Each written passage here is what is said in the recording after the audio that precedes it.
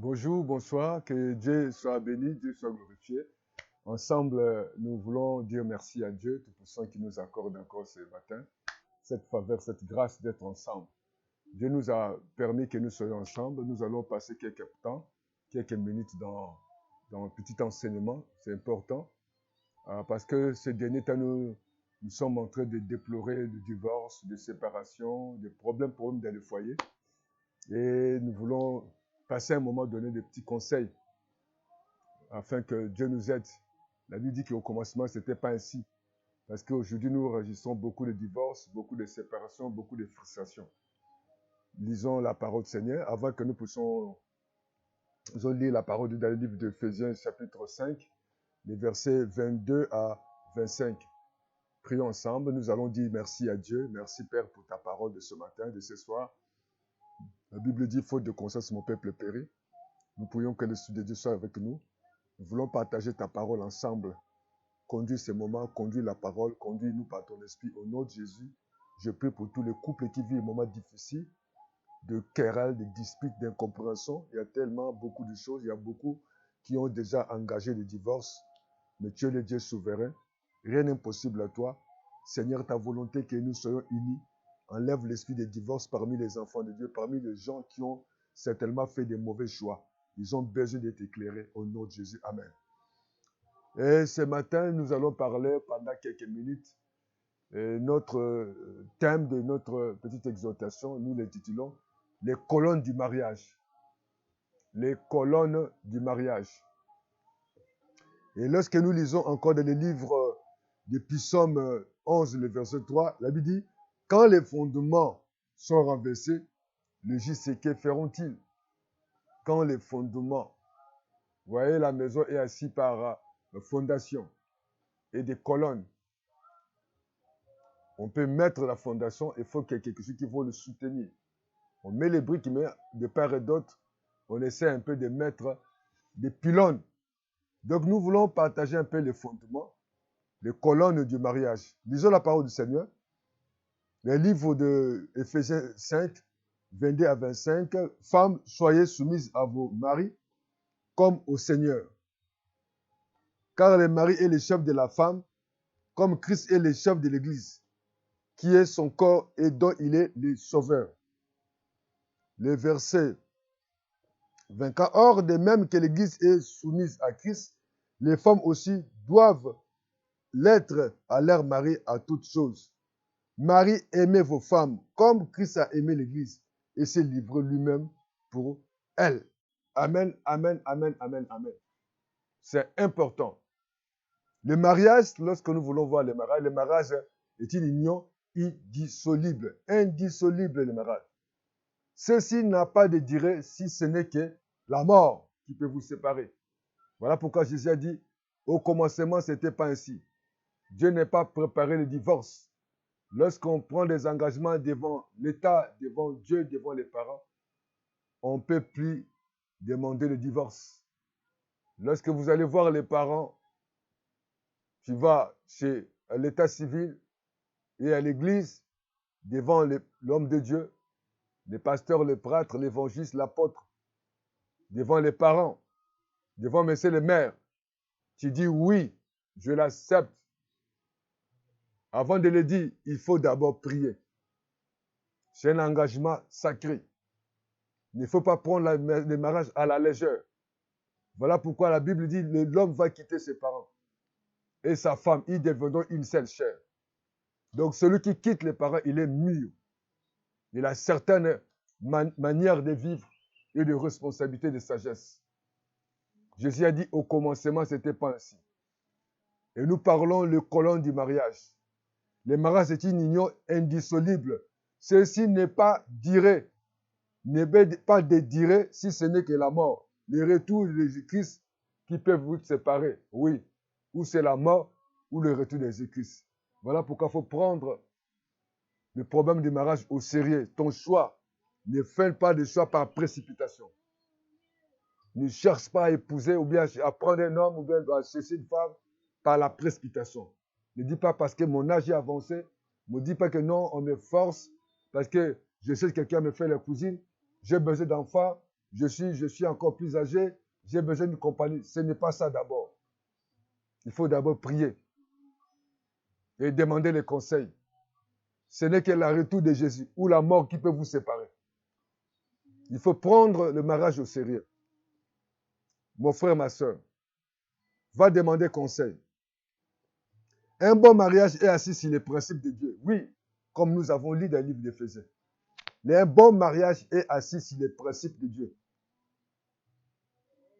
Aux deux partenaires, comme dans le livre d'Éphésiens, chapitre 5, versets 22 à 25. Donc nous avons parlé seul, Dieu sait pourquoi il a établi ces principes ou des règles. La Bible dit ici, les maris doivent aimer sa femme. Les maris, tu dois aimer ta femme. Et la femme, celle-ci, doit se soumettre à son mari. Quand on parle de soumission, ce n'est pas que non, tu vas mater à ta femme. Ce n'est pas que tu vas les réveiller à minuit pour aller te faire la cousine. Ou si elle a mal fait la cousine, ou tu vas commencer à les citer, à les humilier devant les gens. Non. Il ne va pas se soumettre à toutes choses. Il y a la manière de parler. Il faut aimer ta femme. Il faut le considérer. La Bible dit ceci. Celui qui aime influencera l'autre à se soumettre à celui qui le soumet. Et permettra à l'autre d'aimer. Le fondement du mariage est basé sur la parole du Seigneur. Voilà pourquoi l'Épître ça dit, quand les fondements sont renversés, les disques feront-ils? Quand tout est renversé. En dehors des fondements de la maison, lorsqu'on a construit, il y a besoin de colonnes pour se maintenir. Donc, le mariage a besoin de colonnes. Voilà pourquoi nous sommes en train de parler de colonnes de mariage. Pour se maintenir. C'est la maison, c'est même le mariage a besoin de choses pour se maintenir. De même pour le mariage. Une base solide, indispensable pour qu'il y ait l'équilibre. Lorsque le base solide n'est pas dans cette union, il y aura des fissures. Il y aura des déséquilibres. La maison qui est mal construite, lorsqu'il y a des vents, lorsqu'il y a des mouvements, où il y a un poids, il y aura des fissures. Voilà pourquoi tu as besoin de bien bâtir ton foyer, de bien choisir ton partenaire. La Bible dit les maris doivent aimer. La femme doit se soumettre. Mais ensemble, pour que le mariage soit solide. Mais je vais vous partager quelques colonnes du mariage. Dans le livre de 1 Corinthiens 13, 4 à 8.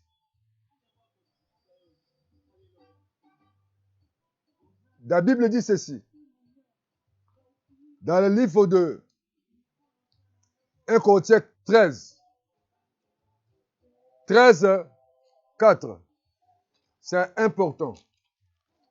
Nous devons le connaître comme fondement de notre mariage. La Bible dit ceci. L'amour est patient. Tu vas avoir la patience. L'amour est serviable. L'amour n'est pas envieux. Et l'amour ne se vante pas. Il ne faut pas te vanter. De comparer la maison de tes parents avec ta maison. Non, il ne faut pas te vanter. Il faut servir l'autre. Il ne faut pas avoir l'envie.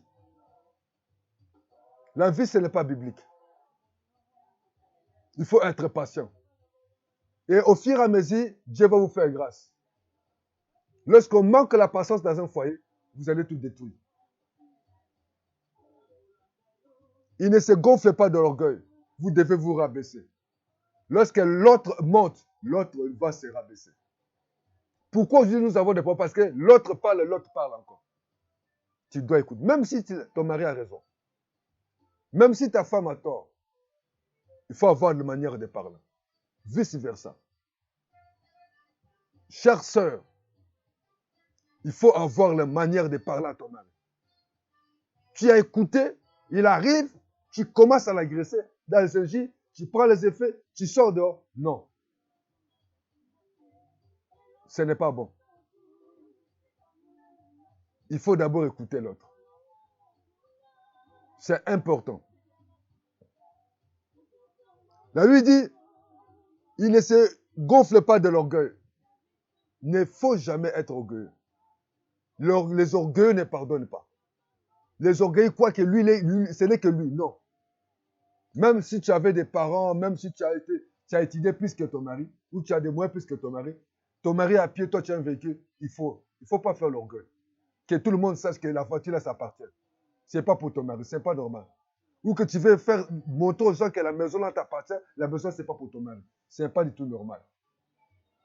Tu dois être humble. La Bible dit que Dieu résiste aux orgueilleux. Il prend soin aux humbles. Il ne fait rien de malhonnêteté. Il ne faut pas être malhonnête. Nous voyons beaucoup de couples sont dans la malhonnêteté. Ils ne sont pas sincères. Vous cassez l'autre. Tu es malhonnête. Tu as eu d'autres expériences avant le mariage. Il faut dire à ton partenaire, avant toi, j'avais un enfant. Et c'est fini. Pourquoi prendre encore des coups de fil de ton ex, même si réellement vous avez eu des enfants? C'est fini. Et chaque fois, il faut partager, parler à ton partenaire. C'est important. La malhonnêteté. Il faut être honnête. Il n'est pas désintéressé. Il faut la considération. Il y a des gens des fois qui ne s'intéressent pas. Les parents de madame, ce n'est pas ses parents. Les parents de monsieur, ce n'est pas ses parents. S'il n'aime pas, il n'aime pas. Non. Il faut s'intéresser de l'autre. Il ne faut pas que le mariage seulement soit le mariage quand tout va bien. Non. Quand tu achètes un cadeau, achète encore pour ta femme. Quand tu achètes un cadeau, achète encore pour ton mari. Il faut qu'on sente que dans votre couple, il y a des complicités. Il ne s'emporte pas. Oui, c'est important. Il ne faut pas s'emporter. Un peu de métis de soi. Il n'entretient pas de rancune. Oui, il y a beaucoup des fois qui rappellent. Vous savez, les choses qui s'est passées dans 10 ans, tu rappelles à ton partenaire. Non. Chaque fois qu'il y a un problème, asseyez-vous. Parlez-vous. Directement. Sans tabou. Et après, vous faites la paix. Vous vous supportez, vous pardonnez. C'est important. Il ne se réjouit pas de voir l'autre dans son tort. Oui. Il ne faut pas réjouir que l'autre soit, que toujours lui a tort. Lui, toi, tu as quelle raison. Amenez à vous comprendre. Il ne se réjouit avec lui, celui qui a raison. Non. Cherchez toujours la paix. Il ne faut jamais que votre chambre, votre maison soit un tribunal. Que tu sois un juge. Non. Essayez toujours de chercher la paix. Il supporte tout. Il faut tout supporter. Tu peux voir des choses comme tu n'as pas vu. Vous savez, il y a des choses à un moment donné, chaque fois, vous voyez, vous parlez, non. À un moment donné, tu vois comme tu ne vois pas. Sois mère, sois père. Il fait confiance à tout. Oui, il faut faire confiance à ta femme, à ton mari. L'amour est basé de confiance. L'amour ne peut pas basé dans les soupçons. Parce que vous écoutez les gens, vous commencez à changer. Vous devez avoir l'amour. L'amour sincère. Il faut avoir de confiance. Il espère tout. Il en dit tout. Il faut espérer que Dieu a préparé un amour ou l'avenir le meilleur. Lorsque l'amour est entré par la porte, la haine et le divorce sortent par la fenêtre. L'amour sans condition produit les bons fruits, la fidélité et la joie. Bien-aimés dans le Seigneur. Et deuxième, parmi des colonnes, on peut dire, en dehors de l'amour, il y a des dialogues. Le but du dialogue est de partager nos pensées, nos sentiments avec l'autre. Le dialogue est échange intime entre deux partenaires. Le dialogue peut se passer dans votre chambre, dans votre salon, ou même en dehors dans les restaurants. Il y a un endroit calme pour dialoguer. C'est important. Pourquoi nous subissons aujourd'hui le divorce? Parce que les gens ne se dialoguent pas. Les gens préfèrent écouter les autres au lieu d'écouter les partenaires. Il faut les expressions d'amour, des cadeaux surprises, des dialogues, de partager les sentiments, les émotions, arroser l'amour dans votre jardin de mariage. Il faut parler des bonnes paroles. Il faut arroser. C'est important. Dans le mariage, il n'y a pas de secret. Surtout dans les couples. Le dialogue est quelque chose de très important. Et troisième chose qu'on peut dire la colonne, c'est la compréhension. Même l'autre a commis une erreur, il faut le comprendre. Il faut le soutenir et de pardonner facilement. Laissez l'autre de te parler et de l'écouter, non de l'agressivité. Quand il y a une erreur arrivée, pardonnez s'il peut. Évitez l'attitude défensive, des blâmes, des incompréhensions aveugles, des comportements évités pour le couple. Cette compréhension amène à de bonnes choses dans le couple. Il faut comprendre l'autre. La Bible dit que la femme, c'est une être faible. Avant de condamner ton partenaire, pose-toi la question pourquoi elle a fait, pourquoi elle a agi ainsi.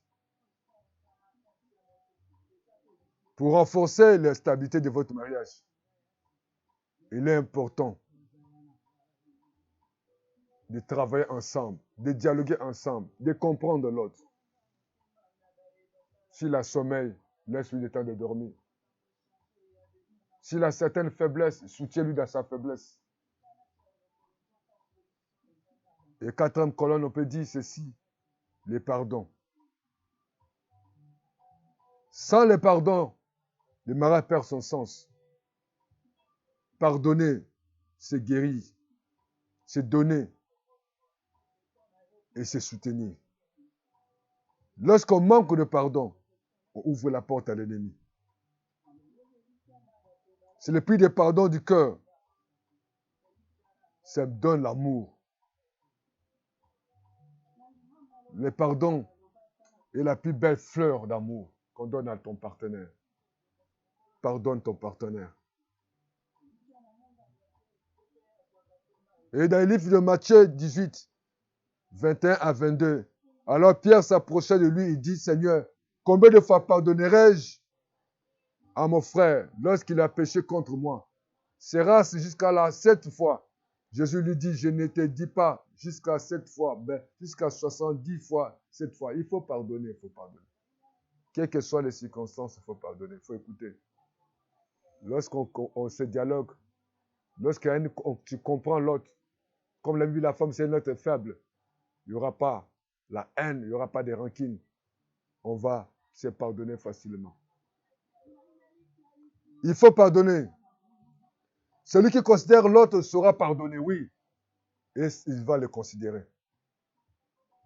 Il faut le respecter. Celui qui respecte l'autre permet l'harmonie dans le couple.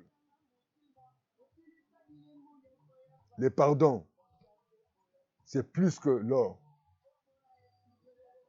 Et si agit Dieu avec nous, demandez à Dieu pardon. Jésus-Christ demande aux chrétiens d'aller jusqu'au pardonner illimité. Il faut pardonner.